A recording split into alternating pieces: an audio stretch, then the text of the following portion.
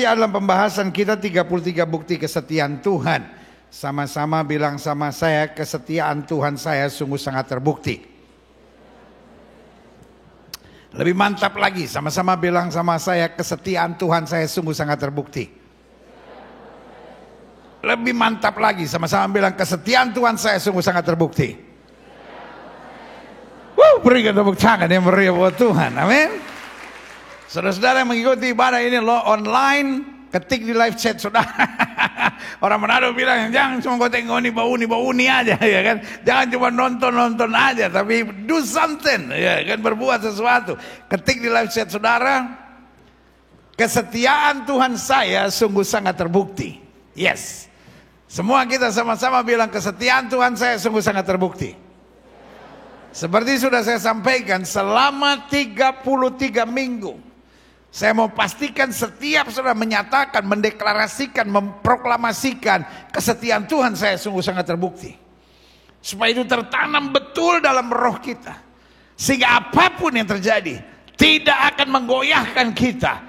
Apapun boleh terjadi, tapi Tuhan yang setia melakukan perbuatan-perbuatan yang luar biasa. Yang setuju katakan amin. Nah, hari ini kita masuk dalam pembahasan ke-13. Dan dalam pembahasan ke-13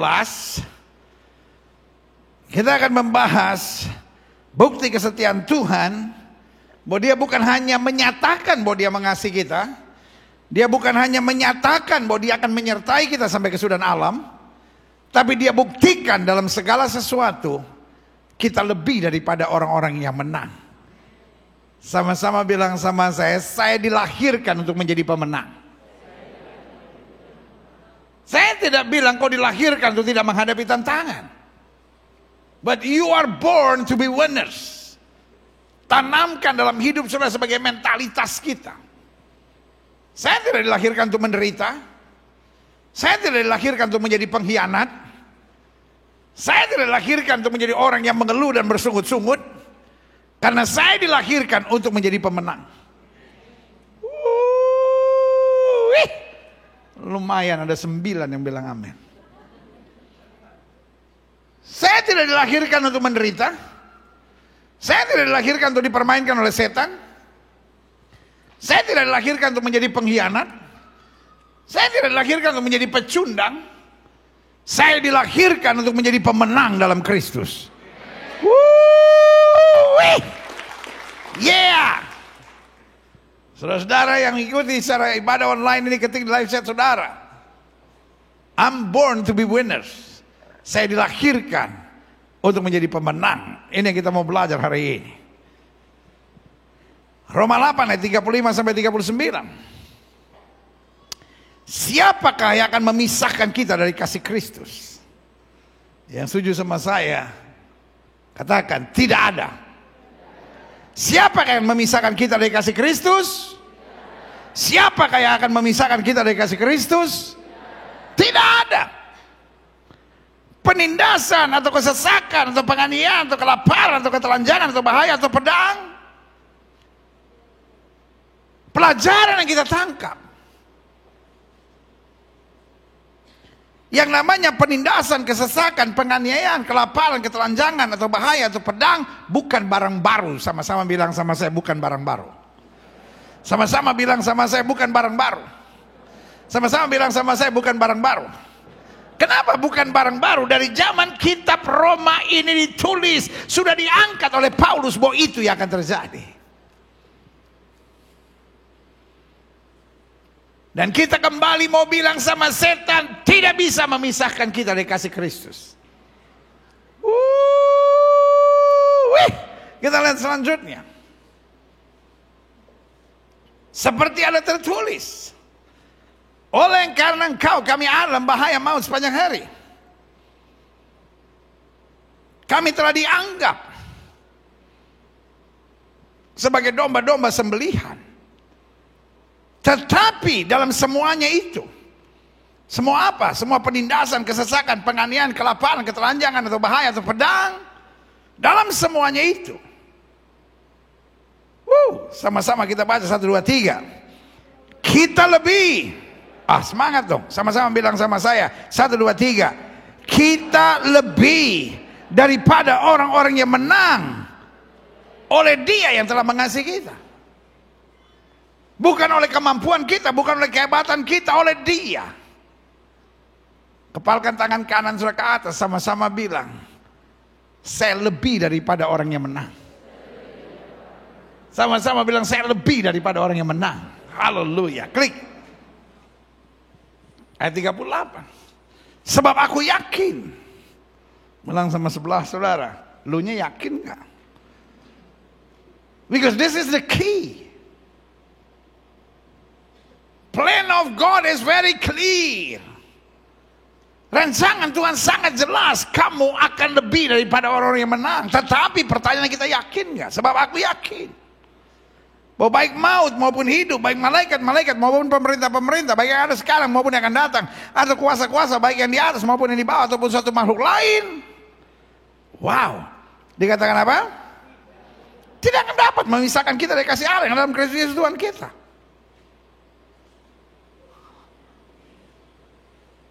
Jadi seorang bisa terpisah dari kasih Kristus bukan karena setan. Seorang bisa terpisah dari kasih Kristus bukan karena bahaya, bukan karena masalah, bukan karena persoalan, bukan karena tantangan, bukan karena tekanan. Hanya karena kebodohan kita. Karena apa? Sama-sama bilang sama saya tidak mau berlaku bodoh. Karena itu yang dapat memisahkan saya dari kasih Kristus. Karena itu selanjutnya klik. Saya simpulkan begini. Mengapa kita dijanjikan sebagai lebih daripada pemenang?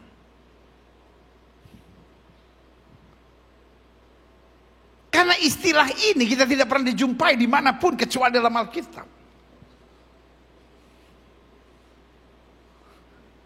Menjadi pemenang saja sudah hebat. Menjadi pemenang saja sudah apa? Hebat. Tapi Alkitab bukan cuma bilang sekedar kita jadi pemenang, tapi kita lebih daripada pemenang.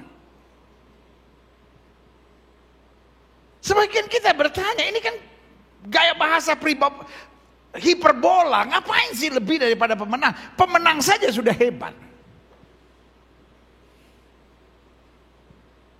Saya coba pelajari. Kenapa kita dijanjikan lebih daripada pemenang? Yang pertama saya pelajari. Karena pada dasarnya hidup harus menghadapi peperangan. Sama-sama bilang sama saya, hidup harus menghadapi peperangan. Suka atau tidak suka kita akan menghadapi peperangan. Bu, Pak, engkau menderita, engkau harus menghadapi peperangan untuk bertahan hidup. Tapi kau kaya, kau sukses diberkati, kau juga menghadapi peperangan. Dari orang-orang yang iri. Dari orang-orang curang. Dari orang-orang dengki. Yang akan menebarkan fitnah. Serta hoax-hoax yang menyakitkan. Iya kan? Bapak Presiden kita memang bukan orang sempurna. Tapi kalau kita boleh deklarasikan, dia salah satu pemimpin yang terbaik yang pernah Indonesia miliki. Iya kan? Tapi pertanyaannya, apakah itu berarti dia bebas dari serangan? Enggak. Jadi saya mau bilang sama saudara, hidup ini peperangan. Di mana saja pasti kita menghadapi peperangan.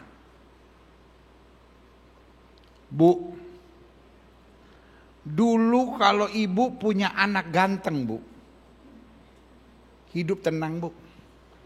Tenang, Bu. Tinggal nunggu aja, Bu. Siapa yang Tuhan kirim untuk menjadi pasangan anak ibu. Sekarang punya anak ganteng, Bu, peperangan, Bu. Bener, Bu, susah, Bu, punya anak ganteng. Yang pertama, bisa jadi ada orang ganteng lain yang naksir anak ibu.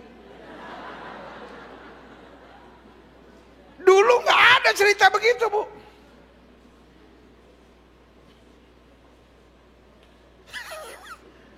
Dan yang kedua, punya anak ganteng. Bisa tante-tante. Darah. Ada ibu-ibu yang lihat saya gini. Pasti anaknya ganteng. Dia mulai stres itu. Jadi yang saya pelajari, bukan bagaimana kita berdoa supaya tidak menghadapi peperangan. Tapi bagaimana di tengah peperangan kita tetap bersemangat dan melihat peperangan sebagai sesuatu yang asik. Sama-sama bilang sama saya, peperangan itu asik. Mungkin sudah menatap saya dan berkata, ya buat pendeta kali asik. Kalau saya capek. Loh, makin sudah melihat masalah sebagai tekanan yang menyakitkan, makin engkau berat dalam menghadapi hidup ini.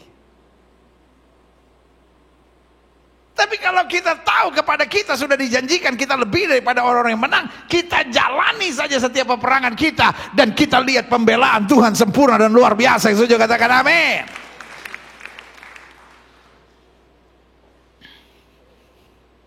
Persoalan dengan orang Indonesia, kita punya dua kelemahan yang paling serius. Yang pertama, orang Indonesia suka kagetan. Dan kalau kita kaget, kita panik. Lihat aja orang Indonesia kalau ada masalah apa kaget gitu. Contohnya waktu COVID. Saking kagetnya orang ngomong apa aja kita percaya. Saya ingat nggak, ada masanya seluruh toko obat, seluruh apotek di Indonesia, vitamin C, vitamin B, vitamin apa aja habis. Kaget. Terus gak lama kemudian, bukan cuma vitamin habis. Sudah pergi ke pasar, sudah pergi ke supermarket, jahe, kunyit habis. Gak tahu dipakai apa. Bayangin. Pagi minum vitamin C, siang vitamin B, sore jahe, malam kunyit. Lalu sudah bingung kenapa habis COVID lemes, kebanyakan. Iya kan, sampai sekarang sudah kayaknya lemes gitu di gereja.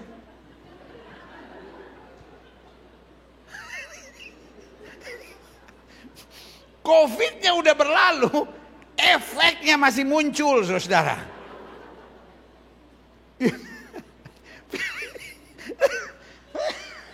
Vitamin habis,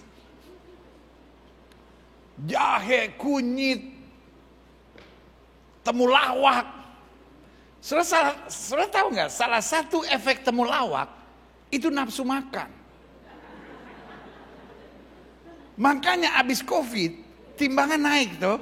Kebanyakan temulawak lu.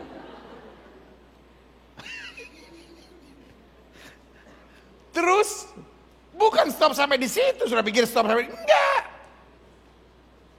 Jam 11 sampai jam 1 orang semua pada berjajar di depan rumah berjemur.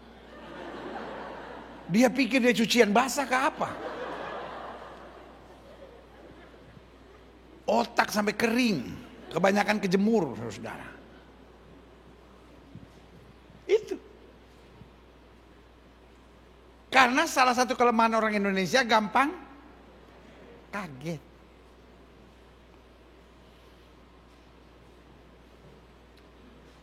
Dan yang kedua kelemahan orang Indonesia bukan cuma gampang kaget. Habis itu gampang lupa.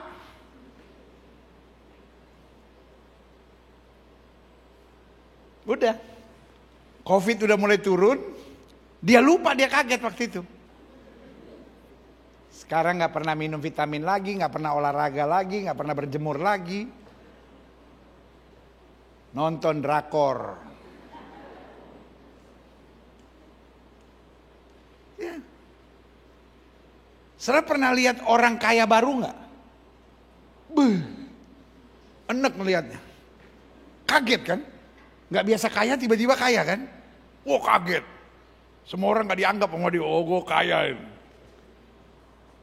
Mulai lupa mana istrinya, mana istri orang, lupa.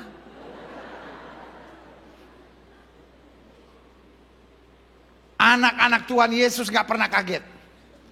Anak-anak Tuhan Yesus percaya bahwa Allah turut bekerja dalam segala perkara untuk mendatangkan kebaikan. Dan tidak pernah lupa. Kenapa dia tidak lupa? Karena dia mengerti betul kalau Tuhan izinkan sesuatu terjadi, pasti ada maksud yang luar biasa bagi kemuliaannya di hari yang akan datang. Kenapa Tuhan janjikan kita lebih daripada orang yang menang? Yang pertama, karena hidup ini peperangan. Saya berdoa jemaat yang olehnya Tuhan percayakan saya gembalakan, baik yang ada di gereja maupun yang ada di ibadah online service, menjadi orang-orang yang tangguh, yang ketika menghadapi peperangan tidak stres, tidak menyalahkan keadaan. Karena selalu saya bilang, kalau kita ada masalah lalu kita menyalahkan keadaan, itu namanya kampungan. Kalau kita menghadapi masalah lalu menyalahkan orang, menyalahkan keadaan, namanya apa? Kampungan. Anak-anak Tuhan waktu dia menghadapi peperangan, dia berdiri tegak dan dia berkata, roh di dalam saya lebih besar dari roh yang alam dunia ini. Haleluya. Yeah. Selanjutnya, mengapa kita dijadikan sebagai orang-orang yang lebih daripada pemenang? Karena seorang pemenang, seorang juara tidak selamanya. Tetapi anak Tuhan Yesus terus menjadi pemenang. Saudara-saudara fans Real Madrid misalnya. Real Madrid sering juara, tetapi pasti pernah kalah. Fansnya Barcelona. Barcelona sering juara, tetapi pernah kalah. Fansnya MU. MU sering juara, tetapi juga sering kalah. Ngerti gak maksud saya? Saudara-saudara yang dulu ikutin tenis namanya Pete Sampras, sering juara tapi pernah kalah. Nadal sering juara tapi pernah kalah. Indonesia ada masa-masanya selalu menjuarai All England, permainan badminton. Sering juara tapi pernah kalah. Tapi anak Tuhan dijanjikan lebih daripada pemenang. Artinya apa? Kita selalu menang. Sama-sama bilang kita selalu menang. Saya mengerti ada orang-orang yang akan menyela perkataan saya sambil berkata, ya, tapi kan kita harus juga pakai logika, pendeta. Hidup ini kan seperti roda. Kadang di atas, kadang di bawah. Saudaraku, saya percaya kebenaran yang hakiki ada dalam Alkitab dan firman Tuhan. Yang setuju sama saya katakan yes. Yang setuju sama saya di online ketik yes. Kebenaran yang hakiki yang kita pegang dalam hidup ini adalah firman Tuhan. Amin. Saya sudah baca Alkitab dari Kejadian sampai Wahyu berkali-kali. Saya bahkan di radio pernah mengkhotbahkan Kejadian 1 ayat 1 sampai Wahyu terakhir. Jadi saya bukan hanya pernah baca, tapi saya pernah berkhotbah dari Kejadian 1 sampai Wahyu terakhir, menghabiskan waktu 13 tahun buat saya. Dari mulai rambut saya tebal sampai rambut saya botak. Dari gigi saya lengkap sampai gigi saya goyang, 13 tahun. Bayangkan saya khotbah Kejadian 1 ayat 1 sampai Wahyu terakhir. Jadi saya udah selidiki semuanya itu. Dan belum pernah, sekalipun saya baca dan saya temukan Alkitab bilang, hidup seperti roda, kadang di atas, kadang di bawah. Mungkin itu Majnun pasal 7 ayat yang kedua. Tapi Alkitab saya nggak ada kitab Majnun. Yang saya temukan justru ini. Coba lihat ini. 2 Korintus 2 ayat yang ke-14. Tetapi syukur bagi Allah yang dalam Kristus kadang membawa kami di jalan kemenangan, kadang membawa kami di jalan kehancuran. Betul begitu?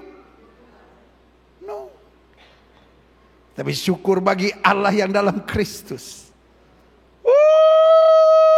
Wih. Yeah. Yeah. Satu kata ini saya mau saudara ulangi sama-sama. Selalu. Bukan mudah-mudahan. Bukan kadang-kadang. Sama-sama bilang sama saya selalu. Apa yang selalu? Selalu membawa apa? Kami di jalan kemenangannya.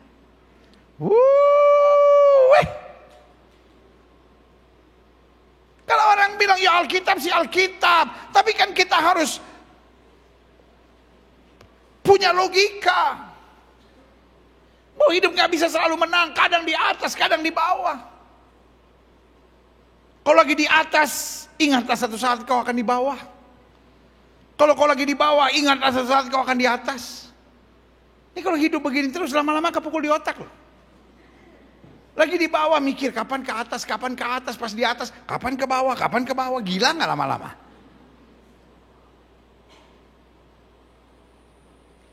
Ya tapi penjelasannya bagaimana pendeta? Masa kita selalu menang? Buktinya kan ada tantangan. Izinkan saya menjelaskan. Seorang juara, setelah menjuarai sesuatu bertanding lagi enggak? Tidak. Dia masuk namanya TC, Training Center, atau pusat pelatihan. Dia juara PON, juara nasional. Tarik dulu.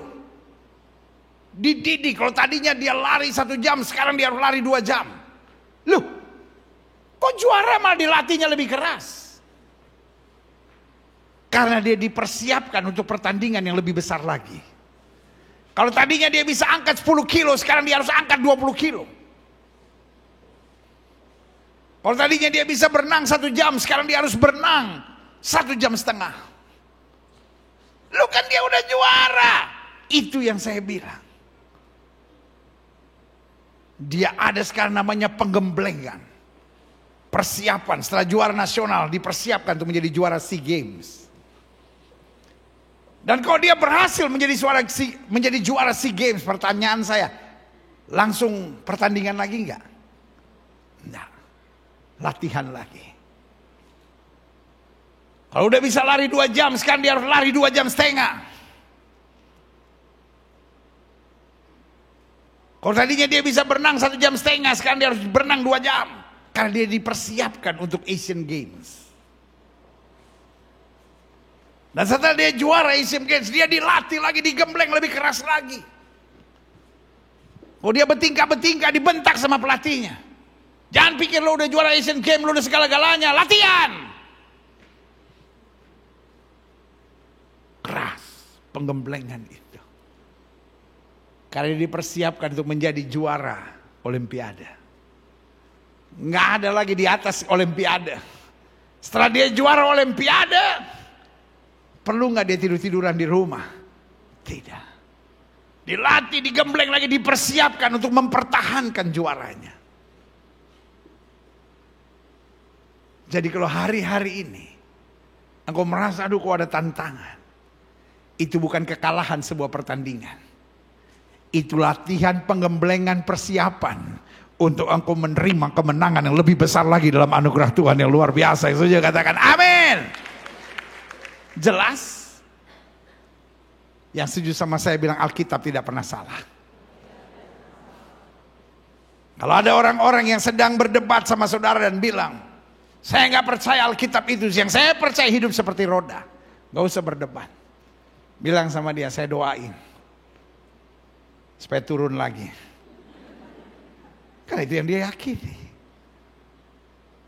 Tapi setiap pertandingan kita akan lihat kemenangan-kemenangan luar biasa Tuhan sediakan. Berikan tepuk tangan yang meriah. Selanjutnya, siapa yang sudah ke gereja namun tetap bisa dikalahkan? Tadi saya sudah bilang, tidak ada yang bisa pisahkan kita dari kasih Kristus. Ketelanjangan, pedang, malapetaka, kuasa, baik yang di bumi maupun dimanapun, tidak ada yang bisa pisahkan kita. Satu-satunya yang bisa pisahkan kita dari kasih Kristus adalah kebodohan kita sendiri.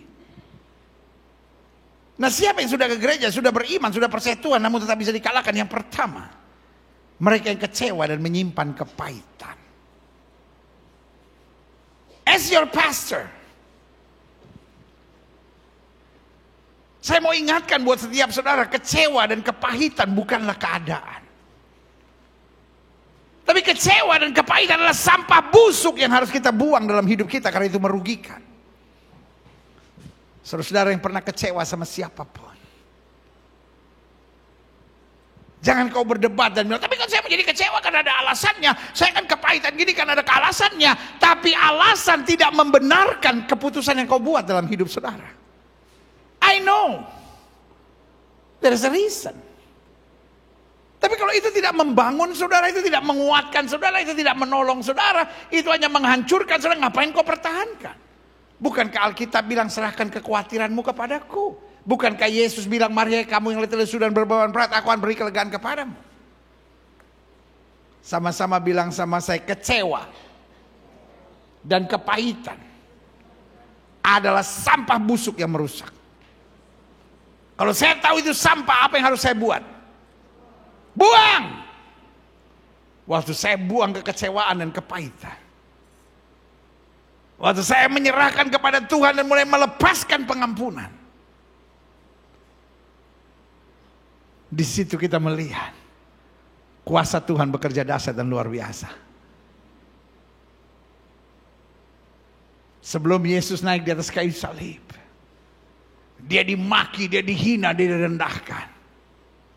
Tapi di atas kayu salib, at the darkest hour, di masa yang paling gelap, karena darah sudah mengalir di sekujur tubuhnya, dia melihat orang-orang yang menghina, memakinya, semua berdiri di depan dia sambil mengutuk, menghina dan membuli dia. Kalimat pertama yang keluar dari mulutnya adalah, Bapa ampunilah mereka, sebab mereka tidak tahu yang mereka perbuat.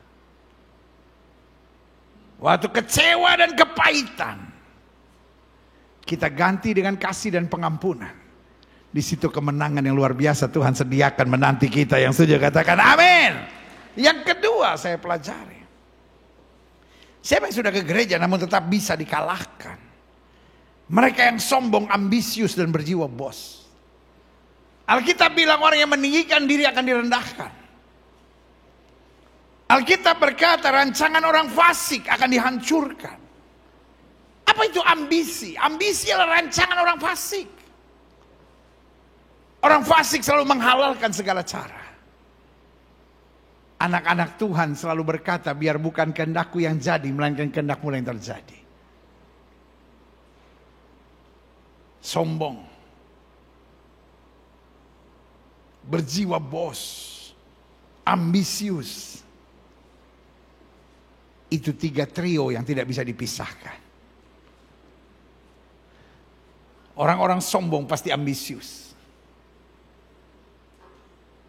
Dan orang-orang sombong yang ambisius akan berjiwa bos. Menekan, memaksakan kehendak. Menjadi penjajah buat orang-orang di sekitarnya. Tapi anak-anak Tuhan sebaliknya. Merendahkan diri. Beriman. Berhati hamba. Dan Alkitab bilang barang siapa yang merendahkan diri ditinggikan Tuhan pada waktunya. Taruh tangan kanan di dada, sama-sama bilang, saya bukan bos. Saya hanya hamba yang menerima semua karena anugerah. Berikan tepuk tangan yang meriah buat Tuhan. Selanjutnya, siapa yang sudah ke gereja namun tak bisa dikalahkan? Mereka yang khawatir, selalu mengeluh dan selalu berpikiran negatif. Alkitab sudah bilang orang bimbang jangan harap dapat apa-apa. Kadang-kala bukan masalah kita yang terlalu parah, tapi pikiran kita menjadi sumber masalahnya. Apa firman Tuhan gak cukup buat kita? Kan janji Tuhan sudah luar biasa. Kita masih ya tapi bagaimana kalau begini, tapi bagaimana kalau begini. Alkitab bilang kami memiliki pikiran Kristus. Sama-sama bilang sama saya, kadangkala bukan masalahnya yang perlu dirubah. Sama-sama bilang sama saya, kadangkala bukan masalahnya yang perlu dirubah. Pikiran saya yang perlu dirubah. Bukan suamimu yang perlu berubah, bukan istrimu yang perlu berubah. Betul mereka punya kekurangan, betul mereka punya kelemahan, tapi kitanya waktu berubah, segalanya pasti berubah. Amin. Sama-sama bilang perubahan harus mulai dari saya. Selanjutnya, siapa yang sudah ke gereja namun tak bisa dikalahkan? Mereka yang tidak punya prinsip cenderung kompromi. Alkitab tegas bilang katakan ya di atas ya, katakan tidak di atas tidak. Alkitab jelas bilang pilih kepada siapa kamu mau beribadah.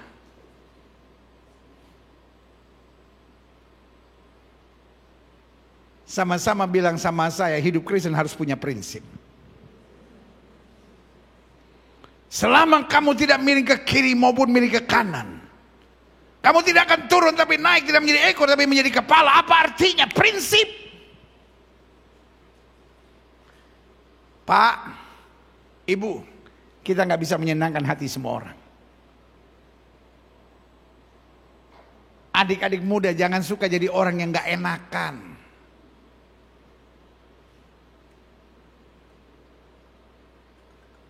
Kita bukan jadi orang yang pokoknya harus nyenengin hati semua orang. Saya tidak bilang kita harus eksklusif. Kalau lihat orang, oh berdosa kamu ya, masih dosa ya, oh belum anak Tuhan, najis. Ya nggak gitu-gitu amat sih. Kita harus jadi berkat buat semua orang.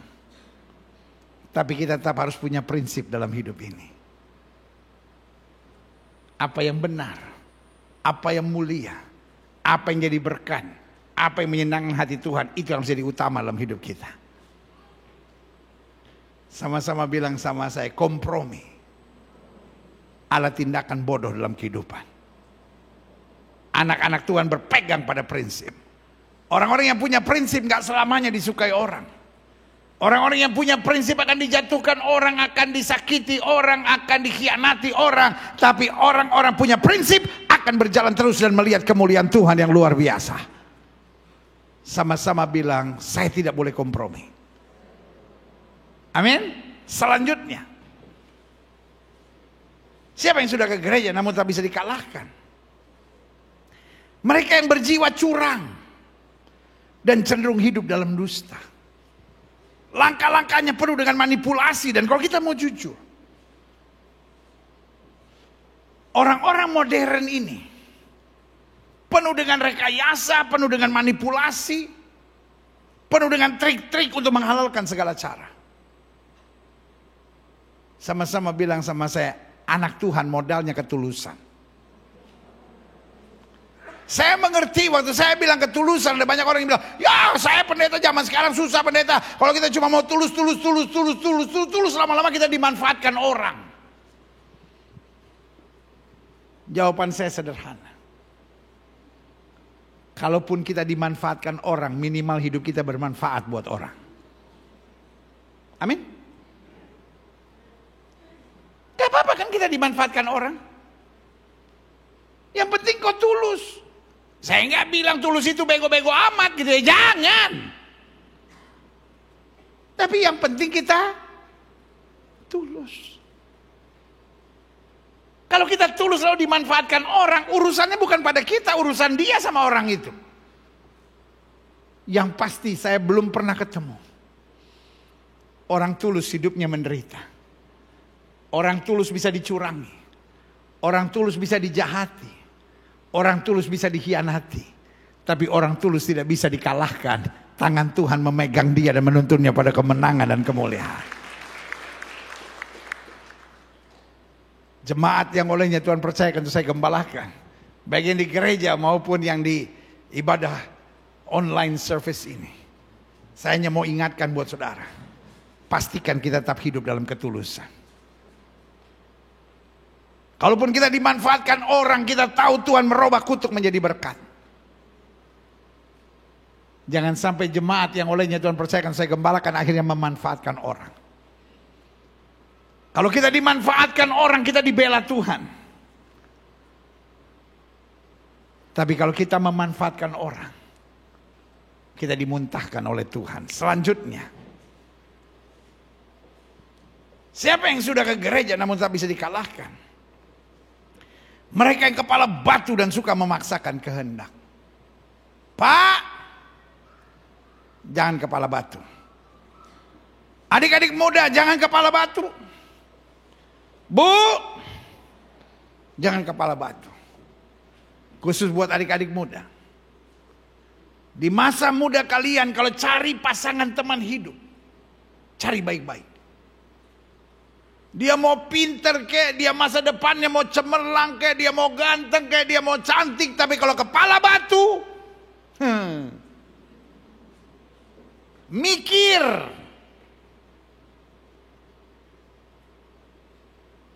Kalau nggak percaya, tanya mama lu, bagaimana kawin sama orang kepala batu.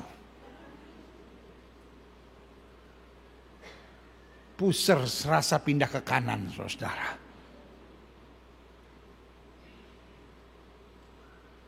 Kalau nggak percaya, tanya papa lu,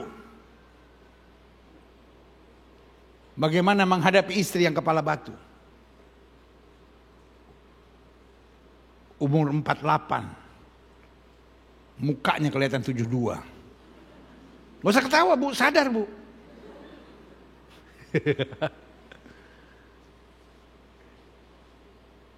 Sebagai gembala yang mencintai saudara, saya ingatkan buat saudara. Jemaat Gereja Bethel Indonesia Global Fellowship Center, baik yang di gereja maupun ibadah online, jangan sampai kau jadi orang yang kepala batu. Orang kepala batu tuh hidupnya stres terus, memaksakan kehendak, harus begini, harus begini, harus begini. Makanya selalu saya bilang, saya sayang sama saudara. Saya nggak mau jemaat tuh kepala batu. Orang kepala batu cepat mati.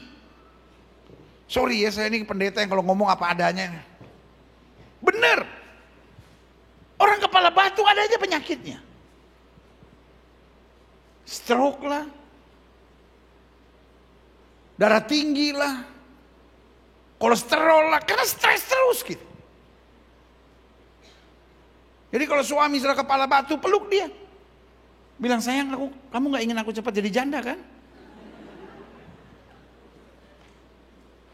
Dan bukan hanya itu, orang kepala batu bukan hanya bikin hidupnya sengsara, bikin orang lain di sekitarnya juga sengsara. Bu, gereja kita kan gereja mujizat, gereja sukacita, gereja penginjilan, salah satunya bernama gereja keluarga. Boleh dong kita sedikit ngobrol-ngobrol bu, jangan terlalu kaku-kaku amat. Saya pengen minta pendapat dari ibu. Bu, jujur ya bu ya, terbuka ya bu ya, apa adanya ya bu ya. Bu, punya suami yang kepala batu enak gak bu? Enggak kan bu? Apalagi punya istri yang kepala batu. Saya pikir pendeta mau belain saya. Loh justru saya belain bu. Punya suami yang kepala batu gak enak. Punya istri yang kepala batu apalagi. Istilahnya nih pak, kalau bapak kepala batu pak, umur 47 pak, berangkat pak. Tapi kalau punya istri yang kepala batu 41 pak. Saya pernah khotbah begini, orang kepala batu itu bisa penyakitan. Iya dia bapak-bapak ngotot, samperin saya selesai kebaktian. Saya kepala batu tapi buktinya gak apa-apa. Belum aja.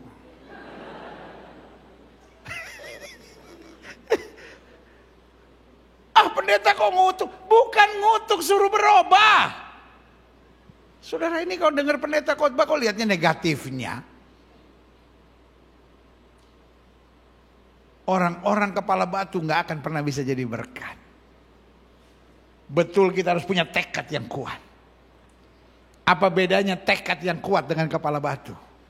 Orang kepala batu mau salah mau bener ngotot. Tapi orang yang punya tekad yang kuat, kalau dia salah dia perbaiki. Tapi kalau dia tahu ini kehendak Tuhan, saya tidak akan miring ke kiri, saya tidak akan miring ke kanan, saya maju terus. Pembela saya adalah Tuhan yang memberi kekuatan yang luar biasa, dahsyat. Yang terakhir, saya undang pemain musik maju ke depan. Siapa yang sudah ke gereja? Siapa yang sudah bertobat? Siapa yang sudah lahir baru? Namun tetap bisa dikalahkan. Mereka yang tidak memprioritaskan Tuhan dalam hidupnya. Betul dia di gereja, tapi yang dia prioritaskan adalah kesenangannya. Yang dia prioritaskan hal-hal materi. Yang dia prioritaskan adalah pokoknya apa yang menguntungkan buat saya.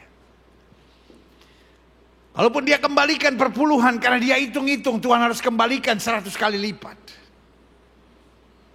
Tapi hari ini saya mau ingatkan buat saudara. Prioritas kita adalah Tuhan. Yang setuju sama saya katakan prioritas saya adalah Tuhan. Kenapa saya mengembalikan perpuluhan milik Allah? Karena Tuhan terlalu baik buat saya. Kenapa saya melayani Tuhan dan tidak hitung-hitungan sama Tuhan? Karena Tuhan terlalu baik buat saya. Kenapa suami saya kasar tapi saya masih mengalah, saya tetap jadi istri yang baik? Karena Tuhan yang menjadi kekuatan saya. Kenapa orang sudah fitnah saya, orang curangin saya, orang jahatin saya, orang bully saya, tapi saya tetap memberkati. Saya tetap tidak terbelenggu dengan apapun. Jawabannya, karena Tuhan yang saya sembah, Tuhan yang berjanji akan menyertai saya sebagai Allah Immanuel. Tuhan memastikan bahwa kita lebih daripada orang-orang yang menang karena Kristus yang mengasihi kita. Apa yang kau lihat, apa yang kau jalani hari-hari ini mungkin keras. Tetapi ketika imanmu meyakini firman Tuhan, tidak ada yang bisa pisahkan kita dari kasih Kristus. Karena di dalam semuanya, kita lebih daripada orang-orang yang menang karena Kristus yang mengasihi kita. Berikan tepuk tangan yang meriah. Saya undang kita semua bangkit berdiri.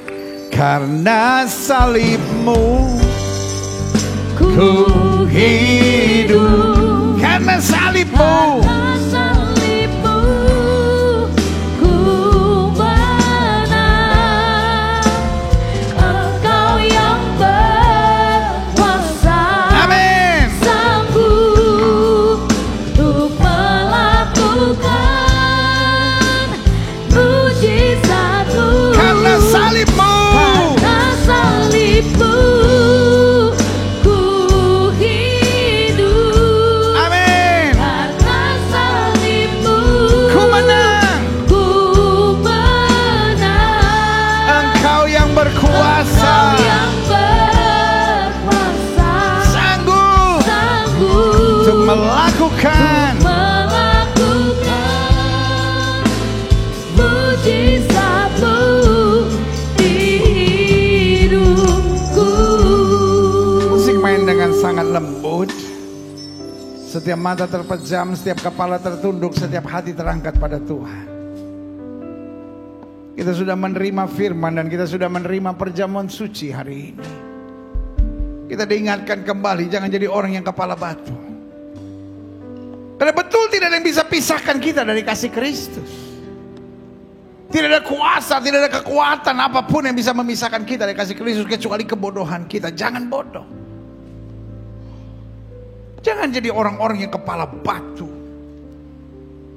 Jangan jadi orang-orang yang menghalalkan segala cara. Jangan jadi orang-orang yang kompromistis. Mari jadi orang-orang yang belajar memprioritaskan Yesus dalam hidup kita.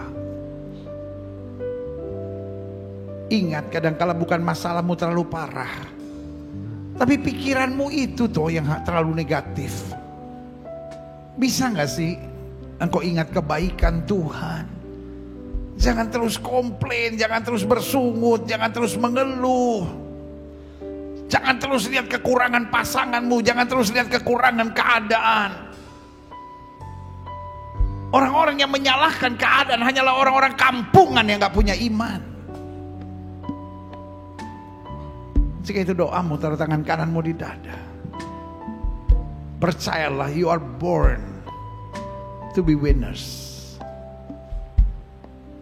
Pemenang bisa kalah, Tapi anak-anak Tuhan Yesus dari kemenangan lepas pada kemenangan untuk masuk dalam kemuliaan Tuhan yang sempurna. Jika itu doamu, taruh tangan kananmu di dada. Setiap saudara ingin didoakan, taruh tangan kanan saudara di dada. Boleh angkat tangan dua-dua tinggi-tinggi. Izinkan saya berdoa. Bapa, kami angkat tangan kami dua-dua karena kami tahu bukti kesetiaan Tuhan, bahwa Engkau adalah Tuhan yang menuntun kami lebih daripada orang-orang yang menang. Betul, ada latihan-latihan penggemblengan yang keras, tapi di setiap pertandingan iman kami selalu ada kemenangan yang luar biasa. Lihat tangan-tangan yang terangkat, lihat hati yang terbuka, lihat yang hidupnya dipersembahkan buat Tuhan. Sehingga hari ini kami melihat dan menyadari betul bahwa firman-Mu ya dan amin. Ampuni kami bahwa selama ini kami berpegang pada apa yang manusia katakan. Tapi sekarang kami berpegang pada apa yang dinyatakan oleh firman-Mu, karena kami tahu langit dan bumi akan lenyap, tapi firman Allah tinggal tetap. Kami tidak mau menjadi orang-orang yang kecewa dan menyimpan kepahitan. Kami gak mau jadi orang-orang sombong, ambisius dan berjiwa bos. Tapi kami mau sadar semua yang terjadi hanya karena rahmat dan anugerah Tuhan. Lihat tangan-tangan yang terangkat, jamah dengan kuasa-Mu saudaraku. Orang-orang tulus bisa dikhianati. Orang-orang tulus bisa dicurangi. Orang-orang tulus bisa dimanfaatkan.